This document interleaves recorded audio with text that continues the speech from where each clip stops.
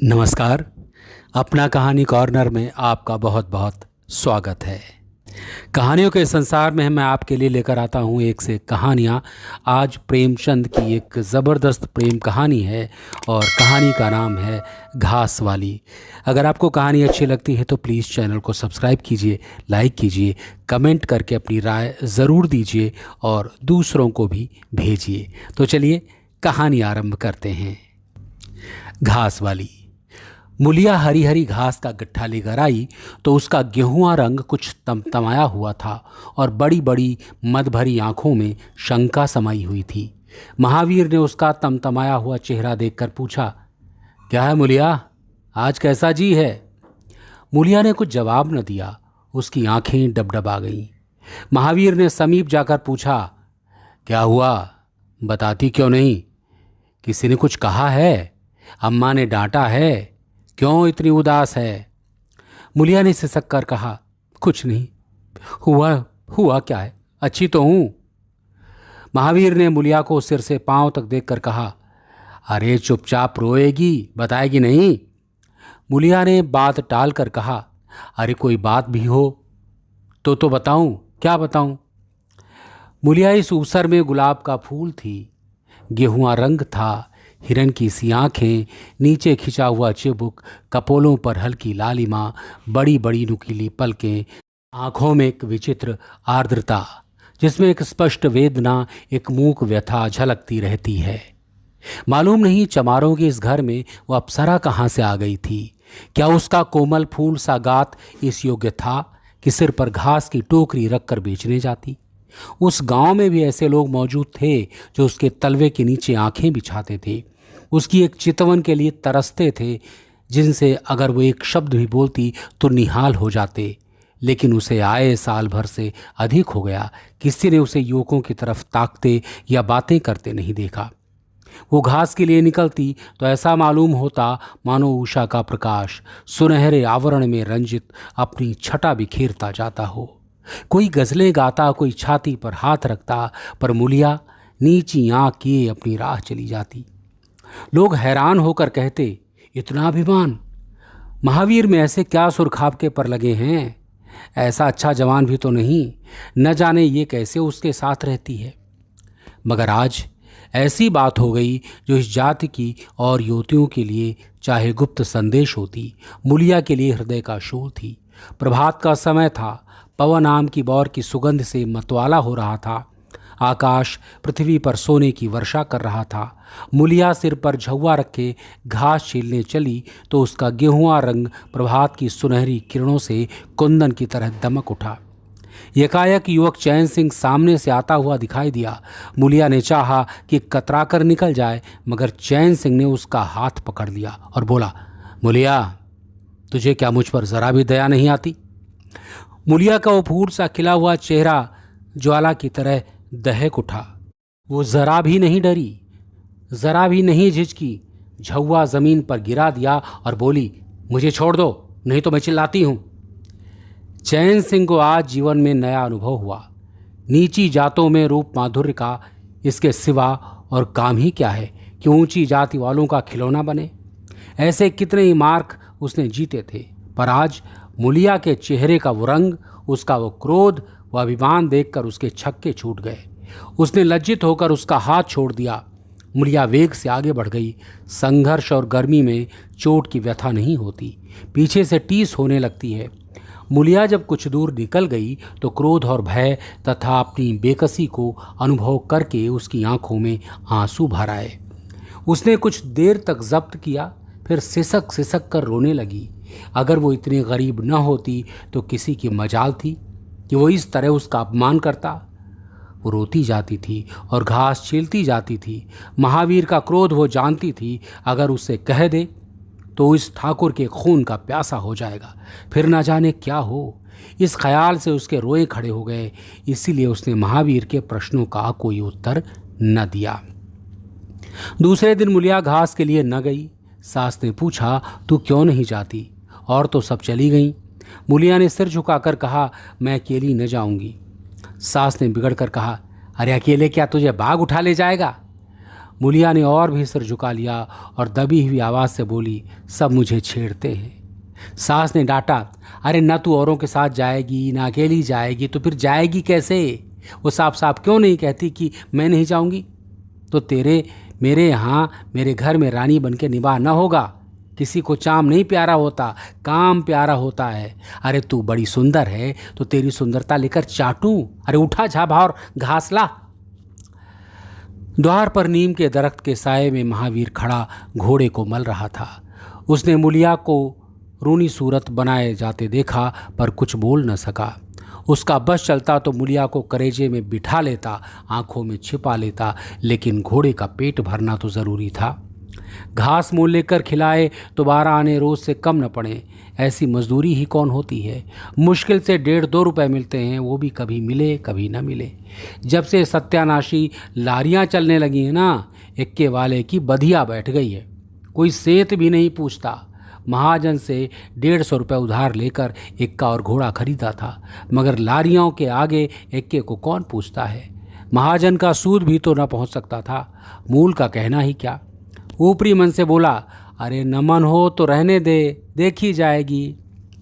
इस दिलजोई से मुलिया निहाल हो गई। बोली, अरे घोड़ा खाएगा क्या? आज उसने कल का रास्ता छोड़ दिया और खेतों की मोड़ों से होती हुई चली। बार बार सतर्क आंखों से इधर उधर ताकती जाती थी। दोनों तरफ ऊख के खेत खड़े थे। जरा भी खड़खड़ाहट होती उसका जी सन्न से होता, कहीं कोई ऊख में छिपा न बैठा हो। मगर कोई नई बात न हुई। ऊख के खेत निकल गए, आमों का बाग निकल गया, सिंचे हुए खेत नजर आने लगे। दूर के कुएं पर पुर चल रहा था। खेतों की मेड़ों पर हरी हरी घास जमी हुई थी। मुलिया का जी ललचाया। यहाँ आधे घंटे में जितनी घास छिल सकती है, सूखे मैदान में दोपहर तक न छिल सकेगी। यहाँ देखता ही कौन है, कौन चिल्लाएगा? तो चली जाऊंगी। वो बैठकर घास छीलने लगी और 1 घंटे में उसका झाबा आधे से ज़्यादा भर गया। वो अपने काम में इतनी तन्मय थी कि उसे चैन सिंह के आने की खबर ही न हुई। यकायक उसने आहट पाकर सिर उठाया तो चैन सिंह को खड़े देखा। मुलिया की छाती धक से रह गई। जी में आया भाग जाए, झाबा उलट दे और खाली झाबा लेकर चली जाए, पर चैन सिंह ने कई गज के फासले से ही रुककर कहा, डर मत, भगवान जानता है मैं तुझसे कुछ न बोलूँगा। जितनी घास चाहे छील ले, मेरा ही खेत है। मुलिया के हाथ सुन्न हो गए, खुरपी हाथ में जम सी गई, घास नजर ही न आती थी। जी चाहता था ज़मीन फट जाए और मैं समा जाऊं। ज़मीन आंखों के सामने तैरने लगी। चैन सिंह ने आश्वासन दिया, छीलती क्यों नहीं? मैं तुमसे कुछ कहता थोड़ी ही हूँ, यहीं रोज चली आया कर, मैं छील दिया करूँगा। मुलिया चित्रलिखित सी बैठी रही। चैन सिंह ने एक कदम आगे बढ़ाया और बोला, तुम मुझसे इतना डरती क्यों है? क्या तू समझती है मैं आज भी तुझे सताने आया हूँ? ईश्वर जानता है, कल भी तुझे सताने के लिए मैंने तेरा हाथ नहीं पकड़ा था। तुझे देखकर आप ही आप हाथ बढ़ गए। मुझे कुछ सुध ही न रही। तू चली गई तो मैं वहीं घंटों बैठकर रोता रहा। जी में आता था हाथ काट डालूं, कभी जी चाहता था जहर खा लूं। तभी से तुझे ढूंढ रहा हूँ। आज तो इस रास्ते से चली आई। मैं सारा हार छानता हुआ यहाँ आया हूँ। अब जो सज़ा तेरे जी में आए दे दे। अगर तू मेरा सिर भी काट दे, गर्दन न हिलाऊंगा। मैं शोहदा था, लुच्चा था, लेकिन जब से तुझे देखा है मेरे मन से सारी खोट मिट गई है। अब तो यही जी में आता है कि तेरा कुत्ता होता और तेरे पीछे पीछे चलता, तेरा घोड़ा होता, तब तू अपने हाथों से मेरे सामने घास डालती, किसी तरह चोला तेरे काम आवे। मेरे मन की ये सबसे बड़ी लालसा है, मेरी जवानी काम ना आवे अगर मैं किसी खोट से बातें कर रहा हूँ।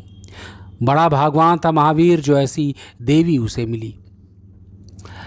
मुलिया चुपचाप सुनती रही, फिर सिर नीचा करके भोलेपन से बोली, तो तुम मुझे क्या करने को कहते हो?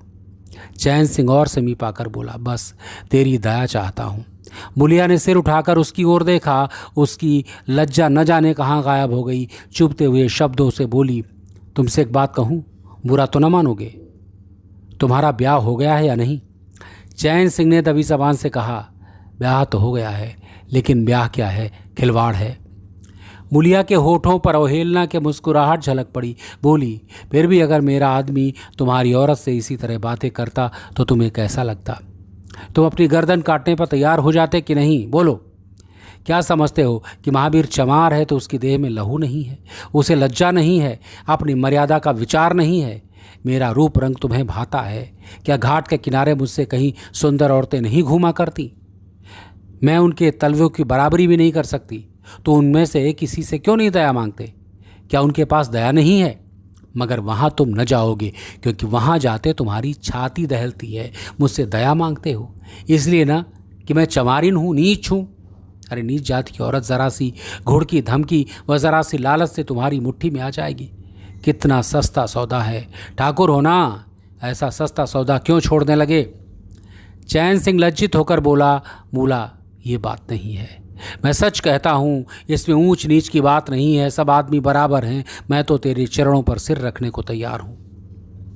मूलिया बोली, इसीलिए ना कि जानते हो मैं कुछ नहीं कर सकती। जाकर किसी खतरानी के चरणों पर सिर रखो तो मालूम हो कि चरणों पर सिर रखने का क्या फल मिलता है। फिर ये सिर तुम्हारी गर्दन पर न रहेगा। चैन सिंह मारे शर्म के ज़मीन में गड़ा जाता था। उसका मुंह ऐसा सूख गया था मानो महीनों की बीमारी से उठा हो। मुंह से बात न निकलती थी। मूलिया इतनी वाकपटु है, इसका उसे गुमान भी न था। मूलिया फिर बोली, मैं भी रोज़ बाजार जाती हूँ, बड़े बड़े घरों का हाल जानती हूँ। मुझे किसी बड़े घर का नाम बता दो जिसमें कोई साइस, कोई कोचवान, कोई कहार, कोई पंडा, कोई महाराज न घुसा बैठा हो। ये सब बड़े घरों की लीला है। और वो औरतें जो कुछ करती हैं ठीक करती हैं। उनके घर वाले भी तो चमारिनों और कहारिनों पर जान देते फिरते हैं। लेना देना बराबर हो जाता है। बेचारे गरीब आदमियों के लिए ये बातें कहाँ। मेरे आदमी के लिए संसार में जो कुछ है मैं ही हूँ। वो किसी दूसरी मिहरिया की ओर आँख उठाकर भी नहीं देखता। संयोग की बात है कि मैं तनिक सुंदर हूँ, लेकिन मैं काली कलूटी भी होती तब भी वो मुझे इसी तरह रखता। इसका मुझे विश्वास है।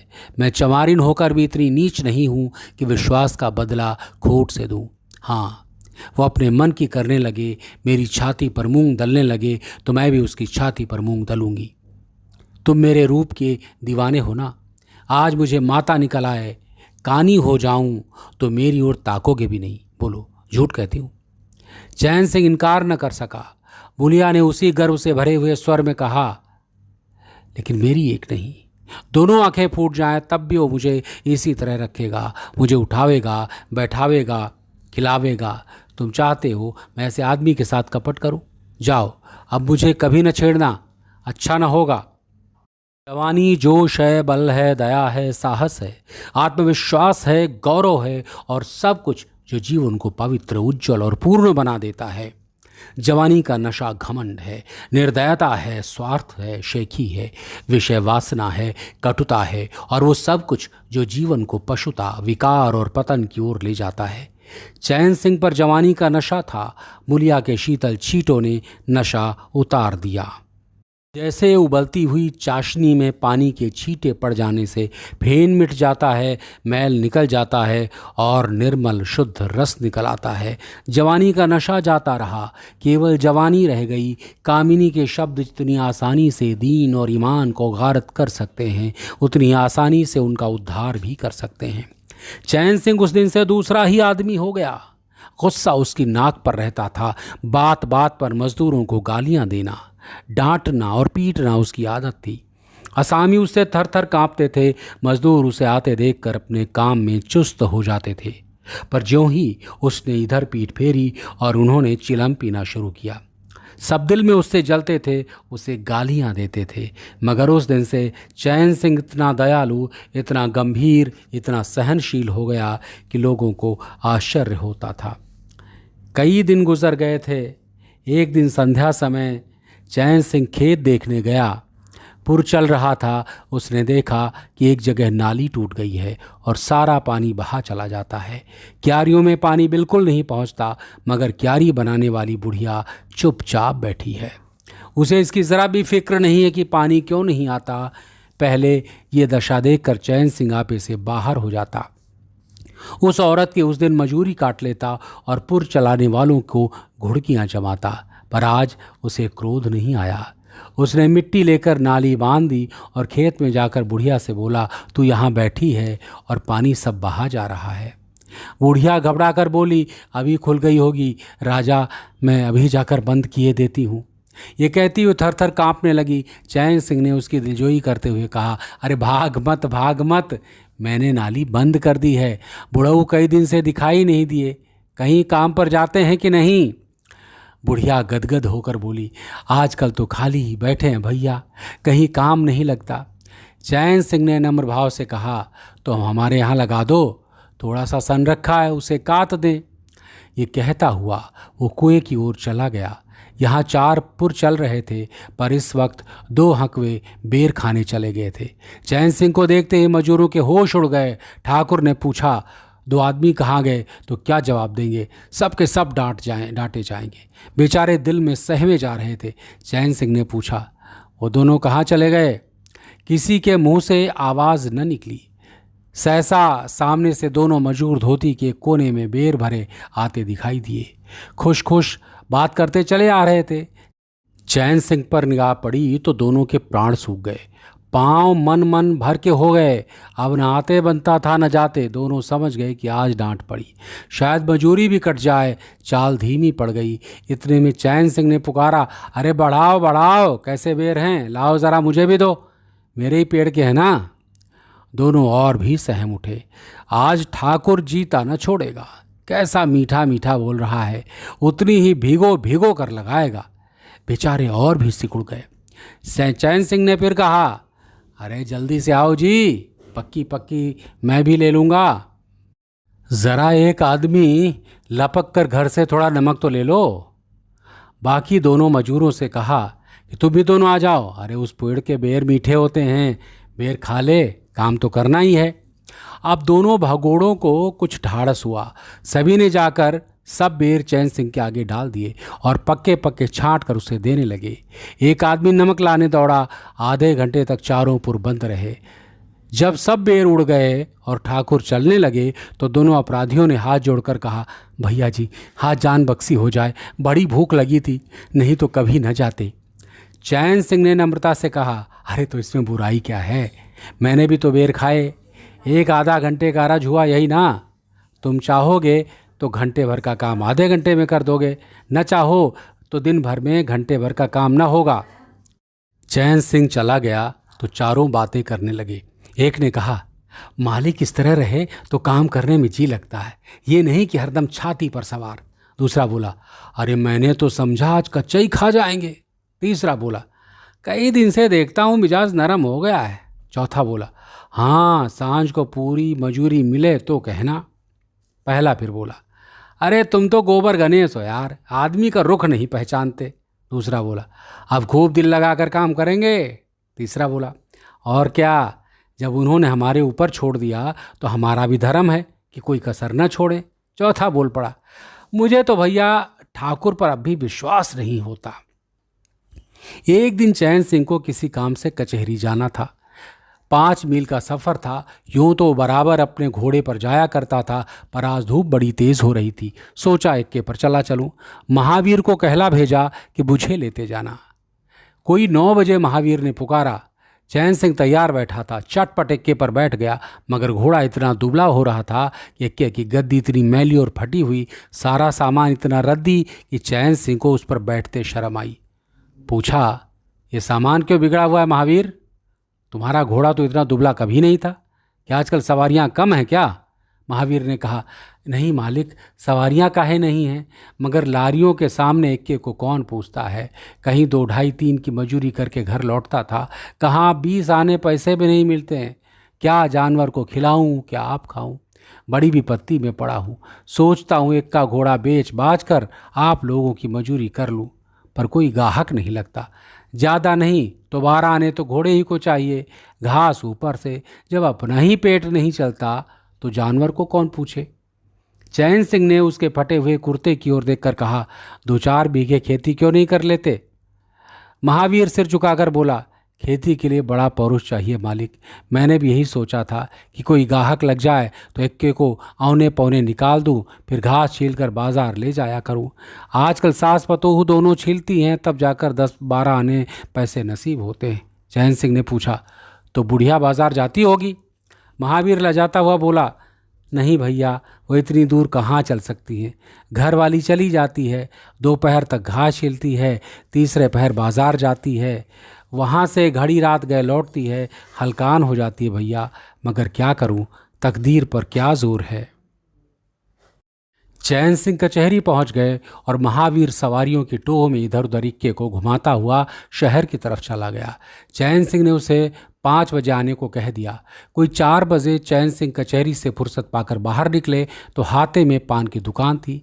ज़रा और आगे बढ़कर एक घना बरगद का पेड़ था। उसकी छाह में 20 ही तांगे इक्के फिटने खड़ी थी। घोड़े खोल दिए गए थे। वकीलों, मुख्तारों और अफसरों की सवारियां यहीं खड़ी रहती थी।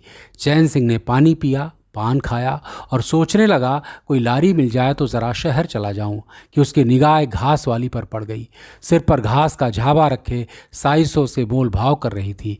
चैन सिंह का हृदय उछल पड़ा, ये तो मुलिया है। बनी ठनी एक गुलाबी साड़ी पहने कोचवानों से मोल भाव कर रही थी। कई कोचवान जमा हो गए थे। कोई उससे दिल लगी करता था, कोई घूरता था, कोई हंसता था। एक काले कलूटे कोचवान ने कहा, मूला, घास तो उड़ के अधिक से अधिक 6 आने की होगी। मुलिया ने उन्माद पैदा करने वाली आंखों से देखकर कहा, 6 आने पर लेना है तो सामने घसियारिने बैठी हैं, चले जाओ, 2-4 पैसे कम में पा जाओगे। मेरी घास तो 12 आने में ही जाएगी। एक अधेड़ कोचवान ने फिटन के ऊपर से कहा, तेरा जमाना है, 12 आने नहीं, 1 रुपया मांग। लेने वाले झक मारेंगे और लेंगे। निकलने दे वकीलों को, अब देर नहीं है। एक तांगे वाले ने, जो गुलाबी पगड़ी बांधे हुए था, बोला, बुढ़ाऊ के मुंह में पानी भराया, अब मुलिया काहे को किसी और को देखेगी। चैन सिंह को ऐसा क्रोध आ रहा था कि उन दुष्टों को जूते से पीटे। सब के सब कैसे उसकी ओर टकटकी लगाए ताक रहे हैं, आंखों से पी जाएंगे। और मुलिया भी यहाँ कितनी खुश है, न लजाती है, न झिझकती है, न दबती है। कैसा मुस्किरा मुस्किरा कर, रसीली आंखों से देख देख कर, सिर का अंचल खिसका खिसका कर, मुंह मोड़ मोड़ कर बातें कर रही है। वही मुलिया जो शेरनी की तरह तड़प उठी थी। इतने में 4 बजे आमले और वकील मुख्तारों का एक मेला सा निकल पड़ा। आमले लारियों पर दौड़े, वकील मुख्तार इन सवारियों की ओर चले। कोचवानों ने भी चटपट घोड़े जोते। कई महाशयों ने मुलिया को रसिक नेत्रों से देखा और अपनी अपनी गाड़ियों पर जा बैठे। एकाएक मुलिया घास का झाबा लिए उन फिटन के पीछे दौड़ी। फिटन में एक अंग्रेज़ी फैशन के जवान वकील साहब बैठे थे। उन्होंने पावदान का घास रखवा ली और जेब से कुछ निकाल कर मुलिया को दे दिया। मुलिया मुस्कुराई। दोनों में कुछ बातें भी हुई, चैन सिंह न सुन सके। एक क्षण में मुलिया प्रसन्नमुख घर की ओर चली। चैन सिंह पान वाले की दुकान पर विस्मृत की दशा में खड़ा रहा। पान वाले ने दुकान बढ़ाई, कपड़े पहने, केबिन का द्वार बंद करके नीचे उतरा तो चैन सिंह की समाधि टूटी। पूछा, क्या दुकान बंद कर दी? पान वाले ने सहानुभूति दिखाकर कहा, इसकी दवा करो ठाकुर साहब, ये बीमारी अच्छी नहीं है। चैन सिंह ने चकित होकर पूछा, कैसी बीमारी? पान वाला बोला, कैसी बीमारी? आधा घंटे से यहाँ खड़े हो जैसे कोई मुर्दा खड़ा हो। सारी कचहरी खाली हो गई है, सब दुकानें बंद हो गई हैं, मेहतर तक झाड़ू लगाकर चल दिए हैं, तुम्हें कुछ खबर नहीं है। यह बुरी बीमारी है, जल्दी दवा कर डालो। चैन सिंह ने छड़ी संभाली, फाटक की ओर चला कि महावीर का इक्का सामने से आता दिखाई दिया। कुछ दूर इक्का निकल गया तो चैन सिंह ने पूछा, आज कितने पैसे कमाए महावीर? महावीर ने हंसकर कहा, आज तो मालिक दिन भर खड़ा ही रह गया, किसी ने बेगार में भी न पकड़ा, ऊपर से 4 पैसे की बीड़ियाँ पी गया। चैन सिंह ने ज़रा देर के बाद कहा, मेरी एक सलाह है, तुम मुझसे 1 रुपया रोज़ लिया करो, बस जब मैं बुलाऊं तो इक्का लेकर चले आया करो, तब तो तुम्हारी घरवाली को घास लेकर बाजार न जाना पड़ेगा। बोलो, मंजूर है? महावीर ने सजल आंखों से देखकर कहा, मालिक, आप ही का तो कहता हूँ, आपकी प्रजा हूँ, जब मर्जी हो पकड़ मंगवाइए, आपसे रुपए। चैन सिंह ने बात काट कर कहा, नहीं, मैं तुमसे बेगार नहीं लेना चाहता, तुम मुझसे 1 रुपया रोज़ ले जाया करो, घास लेकर घर वाली को बाजार मत भेजा करो, तुम्हारी आबरू मेरी आबरू है। और भी रुपए पैसे का जब काम लगे बेखटके चले आया करो। हाँ, देखो, मूलिया से इस बात की भूल कर भी चर्चा न करना, क्या फ़ायदा। कई दिनों के बाद संध्या समय मूलिया चैन सिंह से मिली। चैन सिंह असामयियों से मालगुजारी वसूल करके घर की ओर लपका जा रहा था कि उसी जगह जहां उसने मूलिया की बाँह पकड़ी थी, मूलिया की आवाज़ कानों में आई। उसने ठिठक कर पीछे देखा तो मूलिया दौड़ी आ रही थी। बोला, क्या है मूला, क्यों दौड़ती हो? मैं तो खड़ा हूँ। मूलिया ने हाँफते हुए कहा, कई दिन से तुमसे मिलना चाहती थी, आज तुम्हें आते देखा तो दौड़ी, अब मैं घास बेचने नहीं जाती। चैन सिंह ने कहा, बहुत अच्छी बात है, क्या तुमने कभी मुझे घास बेचते देखा है? हाँ, एक दिन देखा था। क्या महावीर ने तुझसे सब कह डाला? मैंने तो मना कर दिया था। वो मुझसे कोई बात नहीं छिपाता। दोनों एक क्षण चुपचाप खड़े रहे, किसी को कोई बात न सूझती। एकाएक मूलिया ने मुस्कुराकर कहा, यहाँ तुमने मेरी बाँह पकड़ी थी। चैन सिंह ने लज्जित होकर कहा, उसको भूल जाओ मूला, मुझ पर जाने कौन भूत सवार था।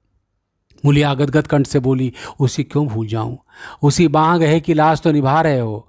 गरीबी आदमी से जो चाहे करावे, तुमने मुझे बचा लिया। फिर दोनों चुप हो गए। जरा देर के बाद मूलिया ने फिर कहा, तुमने समझा होगा, मैं हंसने बोलने में मगन हो रही थी। चैन सिंह ने बलपूर्वक कहा, नहीं मूलिया, मैंने एक क्षण के लिए भी नहीं समझा। मूलिया मुस्कुराकर बोली, मुझे तुमसे यही आशा थी और है।